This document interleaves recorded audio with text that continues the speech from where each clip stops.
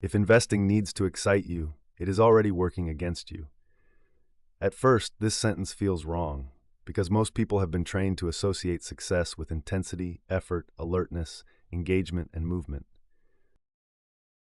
We admire people who look busy, reactive, and switched on. We distrust stillness. We mistake silence for stagnation. But markets do not reward intensity, they reward alignment. And excitement is nothing more than misalignment disguised as energy. The first illusion, I'm here to make money.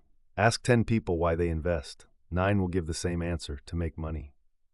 But behavior exposes a different truth. If capital growth were truly the priority, investors would accept long periods where nothing happens, uncertainty without feedback, slow confirmation of being right, execution so boring it feels meaningless. Yet most people actively avoid those conditions. Instead, they choose assets, strategies, and timeframes that offer constant stimulation, frequent feedback, emotional engagement, and stories that make them feel involved. This contradiction reveals something uncomfortable. Most people do not enter the market for returns. They enter the market to regulate how they feel. They are bored. They are anxious. They want meaning. They want signal in a world full of noise, and the market delivers all of that instantly. Excitement is not a side effect, it is the product. Price movement, breaking headlines, volatility spikes, social validation, charts that never sleep. This ecosystem is not accidental. Modern markets are engineered to capture attention. Because attention leads to action, and action leads to error. Here's the truth most investors never confront. Your excitement is more valuable to the market than your capital. Capital can sit quietly. Excitement cannot.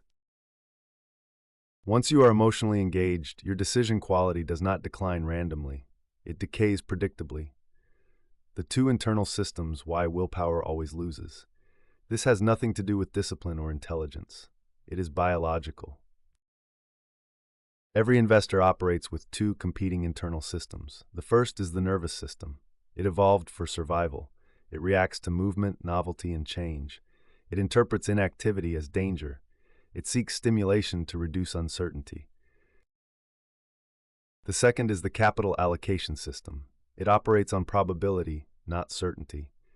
It functions over long time horizons. It requires delayed feedback. It depends on emotional neutrality.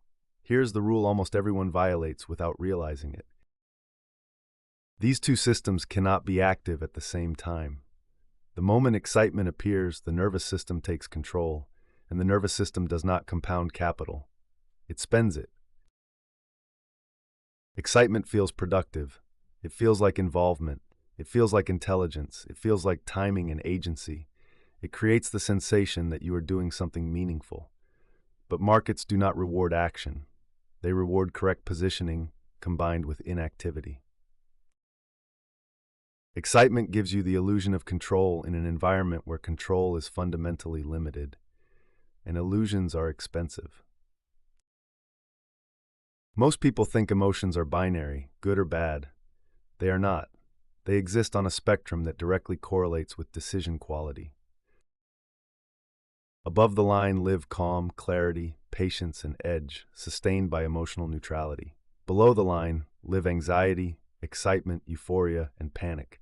Excitement is not the opposite of panic. It sits right next to it. Different emotional charge, same loss of neutrality. Professionals live above the line. Retail investors oscillate below it, swinging between hope and fear.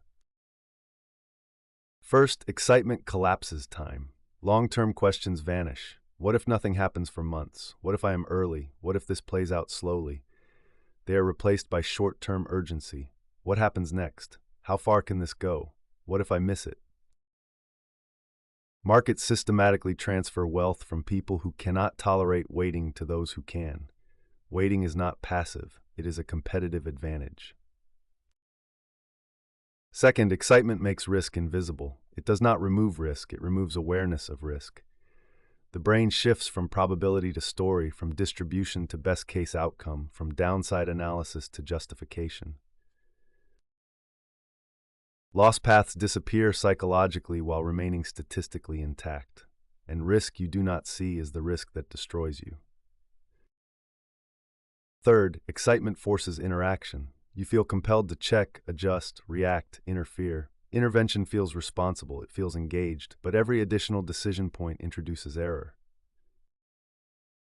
Most portfolios do not fail because of bad ideas. They fail because of excessive handling. As skill increases, emotional intensity decreases. This is what surprises most people. Professional investing feels dull, repetitive, almost empty. There is no rush, no thrill, no sense of being special. Not because professionals lack emotion, but because emotion distorts calibration. If a position feels exciting, a professional assumes something is missing: information, risk, or structure. That urge to check something, anything, is not curiosity. It is intolerance for uncertainty. And intolerance for uncertainty is incompatible with compounding. Most investors believe they are managing capital. In reality, they are protecting identity. They want to feel early, insightful, different, validated. Excitement feeds identity. Boredom threatens it. That is why people abandon strategies that work. Not because returns disappear, but because the experience stops rewarding the ego. Compounding does not clap. Consistency does not praise you.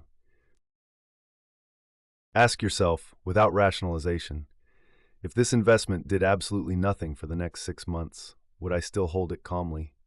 If the answer is no, this was never investment capital. It was emotional rent paid to the market. Winning strategies share one structural feature. They remove the human from the loop. They reduce decision frequency. They predefine behavior. They limit discretion. They allow time to work.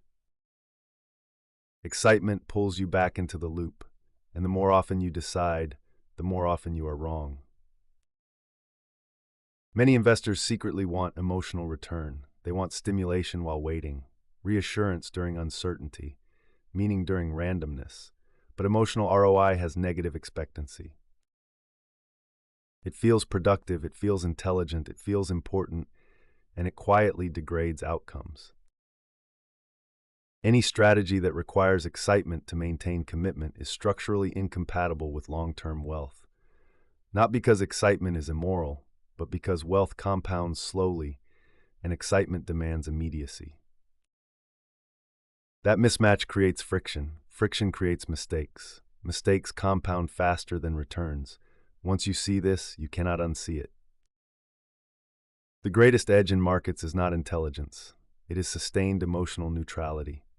Calm investors wait longer, interfere less, size better, and survive drawdowns. Not because they are superior, but because they do not need the market to regulate their emotional state. They already have a life. Real confidence does not feel powerful, it feels quiet, unreactive, almost invisible. Urgency is fear wearing excitement's costume. Forget indicators, forget opinions. Ask only this: does this opportunity reduce my need to act or increase it? Reduction compounds, increase consumes. If you need excitement, you are not investing, you are compensating, and the market never rewards people who need to feel something first. Real investing feels quiet, unremarkable, almost boring. That is why it works.